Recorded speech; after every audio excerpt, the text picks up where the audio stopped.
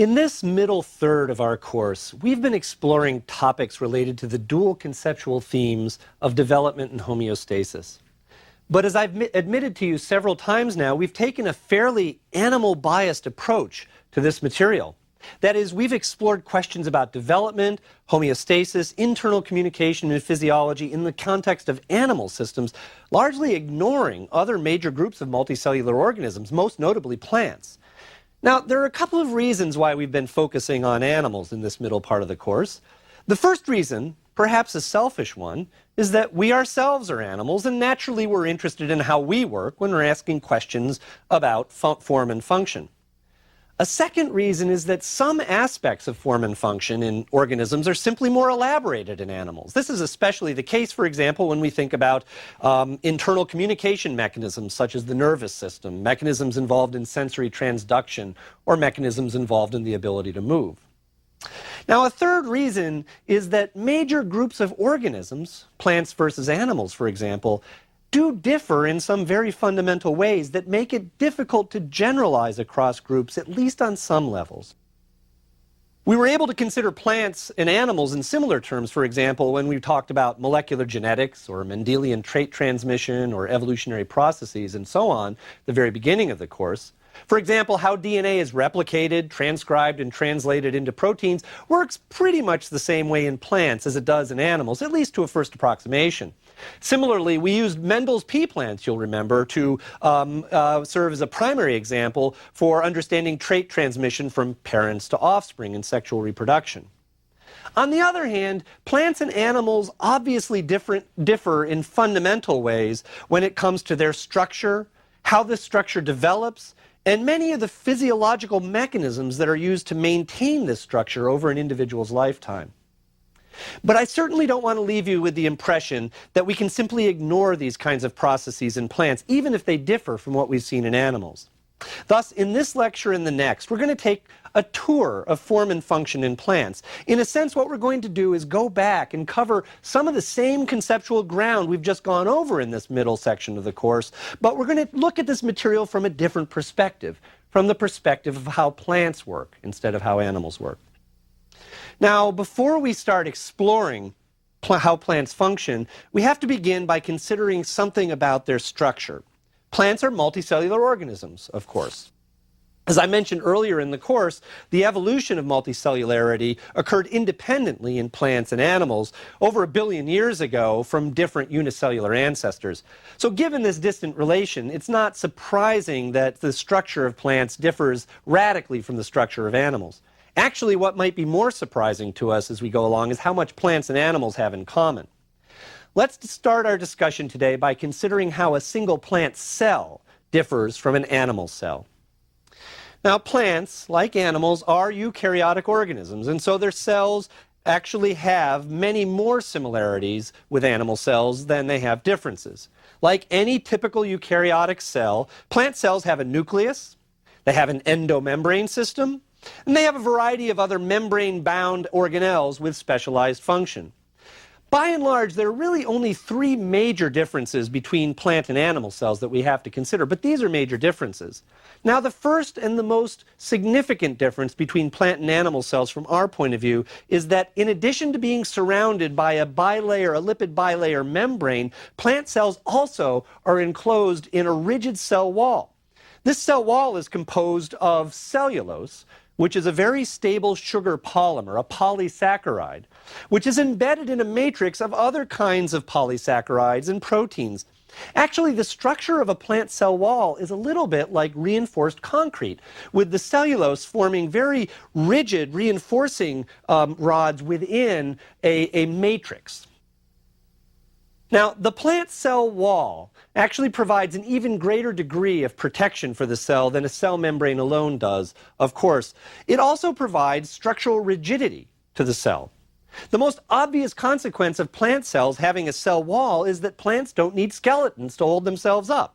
Instead, the ability of plants to stand upright against the force of gravity largely has to do with the structural support provided by the cell walls of the plant's own cells. In the case of very large plants, there are actually some kinds of cells that develop especially strong walls and enable the whole plant to achieve enormous heights in spite of an equally enormous weight. All you have to do is consider, for example, a mature redwood tree or a giant sequoia to imagine what can be achieved this way.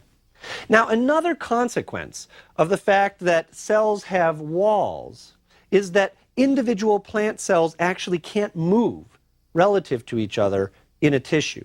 And this relative inability to move, as we'll see, has important consequences for the way plants develop and actually the way that they otherwise respond to the environment. Now, the two other main differences between plant and animal cells that we should note are that plant cells have two kinds of organelles that animal cells don't have. One of these kinds of organelles I've already mentioned to you when we first introduced eukaryotic cells, and this organelle is called the chloroplast. Chloroplasts are one of the two organelles we mentioned as energy processing organelles, the other being mitochondria. Chloroplasts are the site, as we'll learn later in the course, where the process of photosynthesis occurs. Photosynthesis is the way that plant cells actually take energy from sunlight and use that to manufacture sugars, which they can store for energy use as food or use to build other kinds of organic molecules. Both plant and animal cells have mitochondria, as we'll see later. Those are the organelles that actually break down organic material to make energy, but only plant cells and also the cells of some photosynthetic unicellular organisms have chloroplasts. Now, the second kind of organelle that's unique to plant cells is called the central vacuole. The central vacuole of the plant is basically one large chamber on the inside of the plant. It's made up of elements of the endomembrane system, so it's a big membrane-bound open space. It's largely used for storage. A plant cell might store materials for nutrition in there. It might store, for example, pigments in there if it's a colorful cell, for example, a cell in the petal of a flower, or it might store waste products in there. The central vacuole also plays a very important role in the way that plant cells grow and change their shape, because the central vacuole can very rapidly absorb water and in so doing expanding, and by expanding it can press out against the cell wall. And as we'll see, if the cell wall then becomes less rigid in one dimension or another, the cell will expand in that dimension. We'll see how that plays a very important role in development and actually in the way that plants can essentially move in response to outside stimuli. Okay, now that we've seen how plant cells are distinct, let's consider the structural organization of a typical plant. That is, let's look at how plant bodies are put together. Now, plants as a group are extremely diverse as animals in many dimensions, so of course it would be impossible to describe a common structure of plants that really applies very cleanly in all cases. But if we limit our discussion to a group of plants known as the angiosperms, these are what we would commonly call the flowering plants, then we actually can come close to sort of a simple common description of a body plan. Angiosperms, as I said, are flowering plants, and this group of plants is actually the most diverse and widespread groups of plants that live on land. It's a very recent evolutionary divergence. So focusing our discussion on of plant structure on angiosperms is a reasonable focus for our discussion of plants in general. Now, the fundamental structure of land plants, such as angiosperms, reflects their need to exist at the interface of two very different environments. One environment is the ground. The ground is where plants are going to anchor themselves and also where they're going to draw water and other resources, especially minerals. The other environment, of course, is the air. Now, the air is important to plants because that's where they get carbon dioxide, which, as we'll learn later, is an essential part of the photosynthetic process. Basically, carbon dioxide is where the carbon comes from that the plants will use to make more complex sugars. The air is also where essentially plants can be exposed to light. Again, the source of energy that plants use for photosynthesis. Because they live at this interface between the ground and the air, actually the fundamental organization of plant bodies is divided into two main components. There's what's called the shoot system, which is the part of the plant that's above ground, and the root system, which is the part that's below ground. Now, roots and shoots are specialized in very different ways in terms of their overall morphology and specializations of the cells that occur within them. The point that we want to keep in mind right now is that as the plant develops, what is going to become part of the root system has to differentiate in very different ways from what's going to become part of the shoot system. The shoot system actually involves generally more complex structures as well as compared to the root system. For example, parts of the shoot system will turn into complex organs such as leaves, which are specialized for exposing surface area to gather light for photosynthesis, or the reproductive organs of plants called flowers. Now, for each part of a typical flowering plant, whether it's shoot or root, we can define three major types of tissues. We refer to these types of tissues as dermal tissue, vascular tissue, and ground tissue. Dermal tissue, which is also sometimes called epidermis, is usually represented by just a single cell layer on the outside surface of a plant.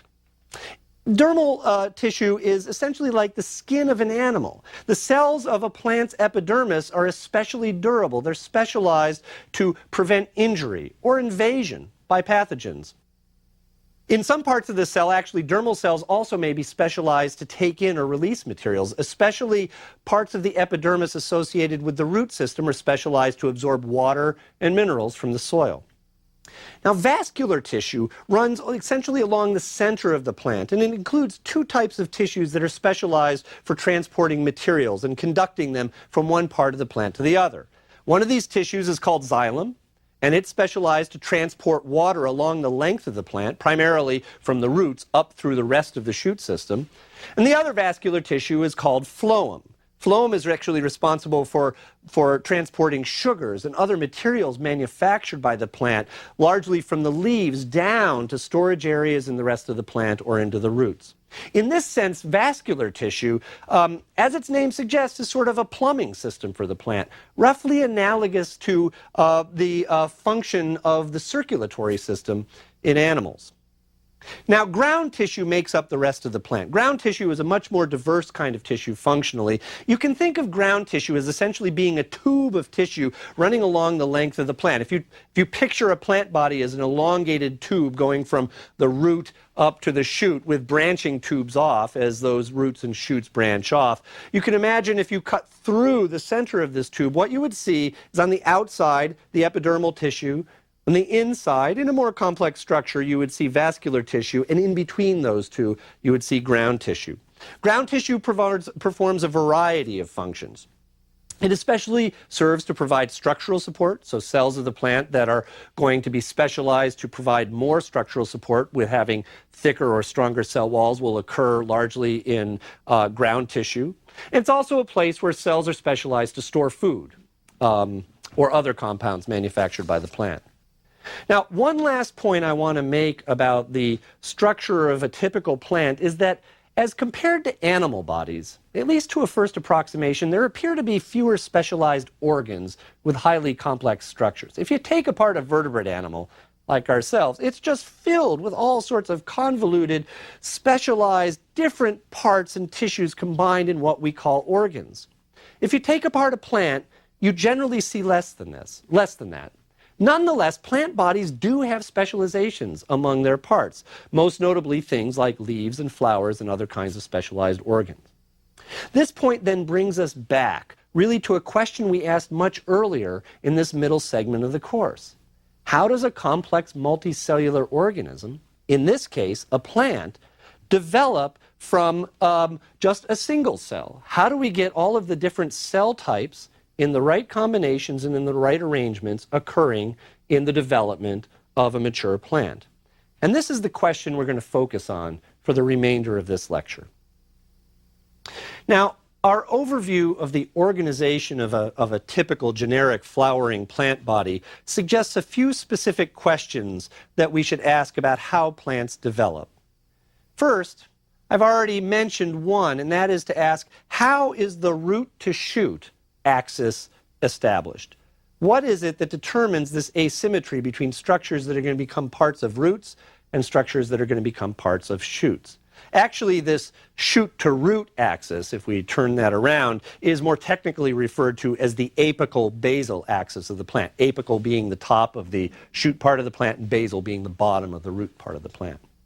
Now, a second question we might ask is, how are these three basic tissue types that characterize the parts of the plant established?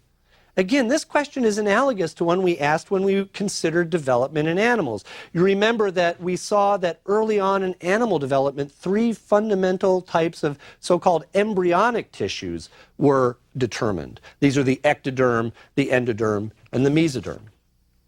How do these kinds of tissue types arise in plants?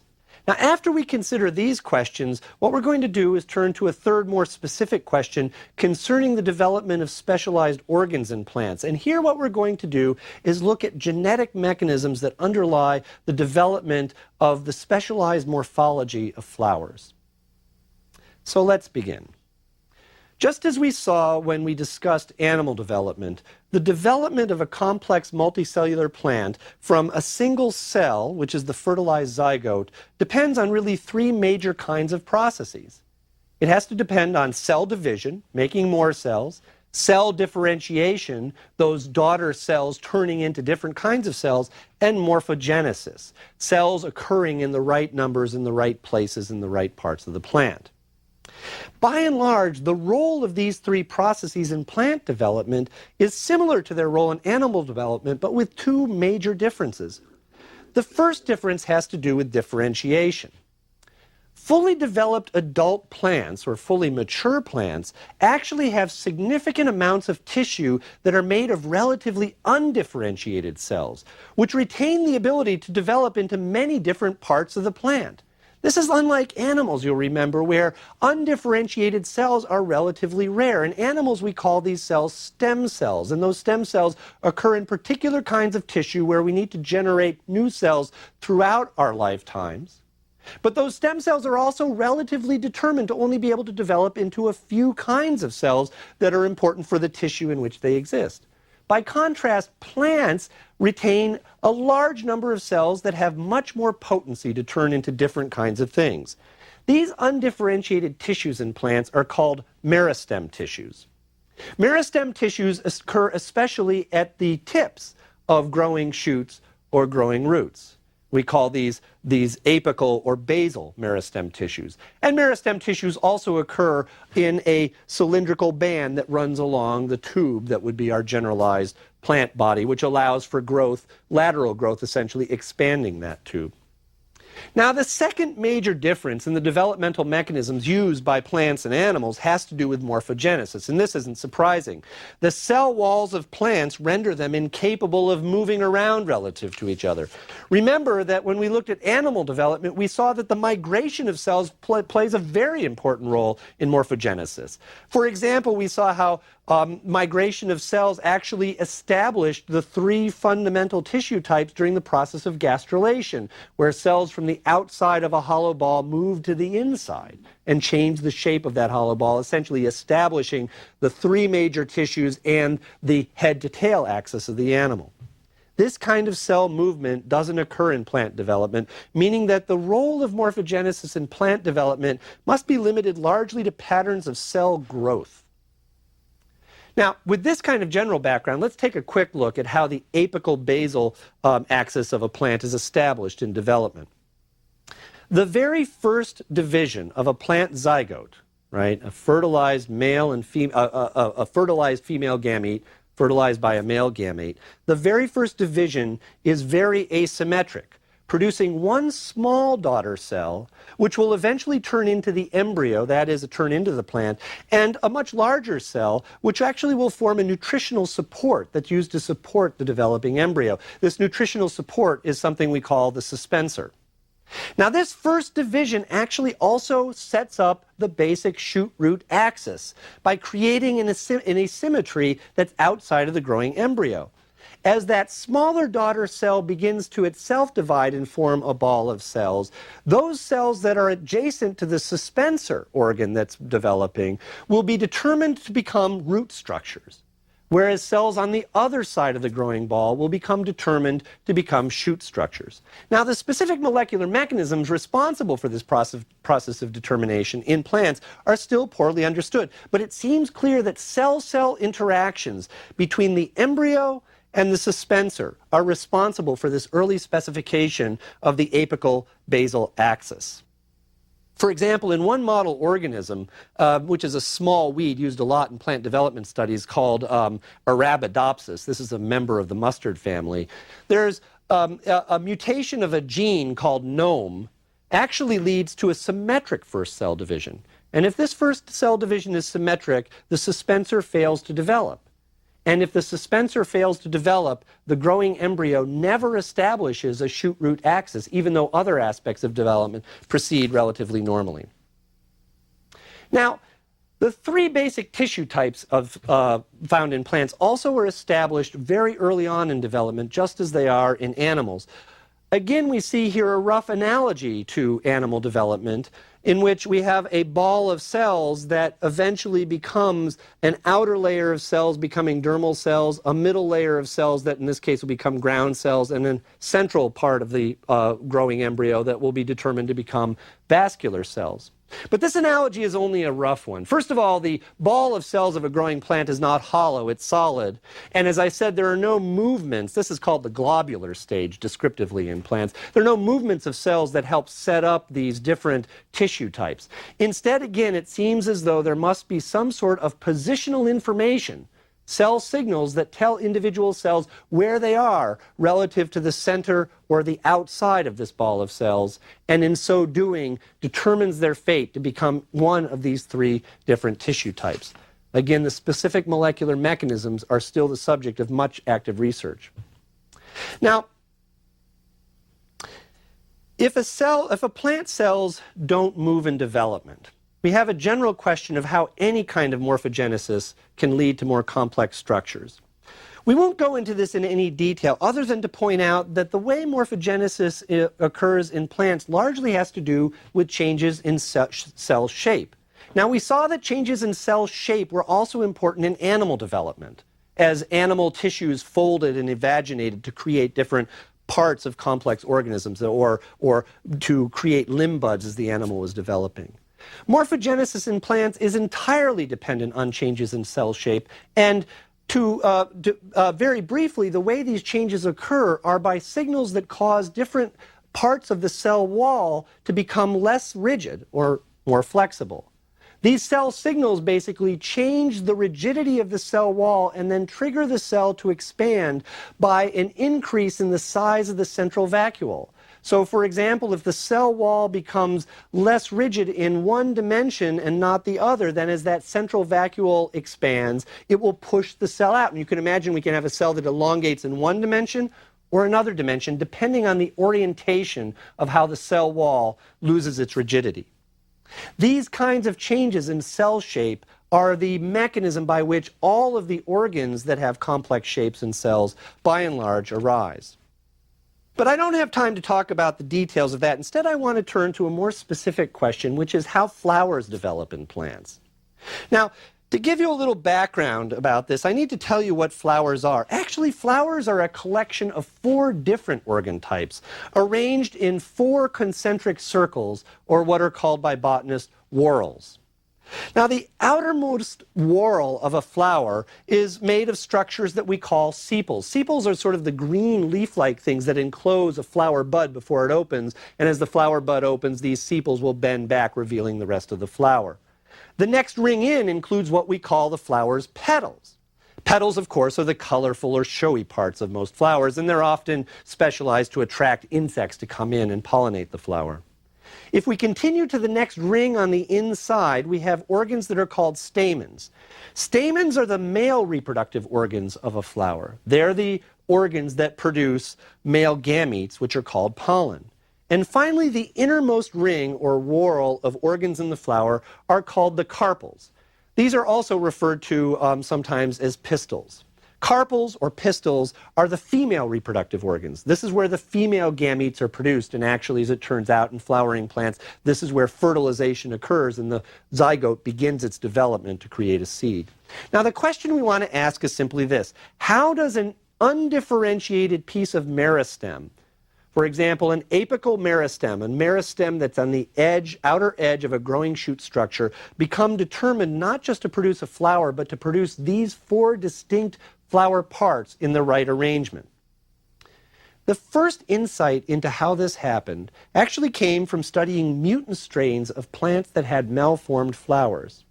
For example, in the Arabidopsis plant I mentioned a moment ago, there are 3 such classes of mutants, with each of these classes being characterized by lacking 2 out of the 4 types of organs that make up a normal flower.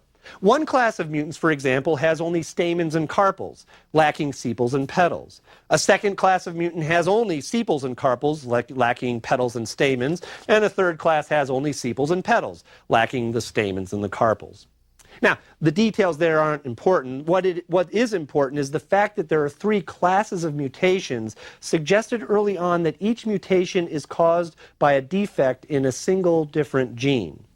It further suggests that the 3 genes responsible for these mutations, when they're defective, must code for transcription factors that initiate a cascade of other regulatory genes, which are those the more complicated set of genes, the cascade that's necessary for the development of each organ type. Thus, these genes, which are involved in flower organ development, are roughly analogous to the kind of genetic master switches that we saw when we looked at segmentation genes and homeotic genes, when we looked at Drosophila development. But the question is, how can 3 regulatory genes be responsible for controlling the development of the 4 different organ types in flowers? Well, in brief, the answer to this question is embodied in what's become known as the ABC model of flower development. The name of this hypothesis derives from the fact that the 3 genes involved were initially named just simply gene A, gene B, and gene C. There are 3 basic tenets of this model. First, the model assumes that each of these 3 genes is expressed in 2 adjacent rings or whorls in the meristem that will give rise to a flower. Remember, we have 4 rings that we have to account for. Second, the assumption is that this pattern of gene expression somehow will cause these 4 rings to turn into 4 different kinds of organs. Third, and finally, the model assumes that each of these 4 combinations of these master regulatory genes are going to, as I said, trigger a cascade of other gene expression, which is what leads to the specific flower part. Now, the way to visualize this model is simply as follows. Imagine that you're looking down on a cross-section through an apical meristem that's going to develop into a flower. You have 4 rings to keep track of. Gene A, the model goes, is expressed in the outermost 2 rings. Gene B is expressed in the middle 2 rings. So in the second ring in, we have both B and A expressed, for example. And gene C is expressed in the center 2 rings. So we have in the outermost ring only gene A expressed, and presumably if only gene A is expressed, that triggers the development of sepals, the outermost organ. In the next ring in, we have gene A and B expressed, which triggers the development of petals. And then if we go 1 more ring in, we have B and C expressed together, which triggers the development of stamens. And in the innermost ring, we have only C, which triggers the development of carpels, or pistils. Now, there's one more assumption that this model makes, and that is that gene A's product inhibits the production of gene C's product and vice versa. And with that assumption in mind, let's go back and consider what we would expect for mutations of these genes. If gene A is lost because it's mutated, then the gene product for gene C is now expected to be produced in all 4 of these whorls or rings, because gene A is no longer inhibiting it in the outermost rings, and therefore we have gene C through all rings. What that means is that because gene C is produced in the outermost ring and in the innermost ring, and because gene C is responsible for the production of carpels, or also known as pistils, then we would have these carpels on the outermost ring and the innermost ring, and now in the 2 middle rings we would only have the production of stamens, because we now only have the expression of gene B and gene C. Similarly, we could go through different combinations of mutations and predict what kinds of organs you would expect to see in these mutant plants. And the interesting fact is that when you actually look at these mutations, the combinations of organs and their position in the mutant plant are exactly what are predicted by this distribution of gene products. Well, this overview of how plants develop actually leaves us with an interesting perspective on the interplay between the unity and diversity of all living things. Plants are organized very differently as compared to animals, and it's not surprising that they're different in many aspects of their structure and function. At the same time, many of the fundamental principles by which they work, especially with regard to the role of cell interactions in development, positional signals in development, and the function of master regulatory genes, largely are all the same, at least in general principle, even if the exact players are different. This leaves us with the suggestion that there's a really fundamental commonality in the basic mechanisms that can be used to build any kind of multicellular organism.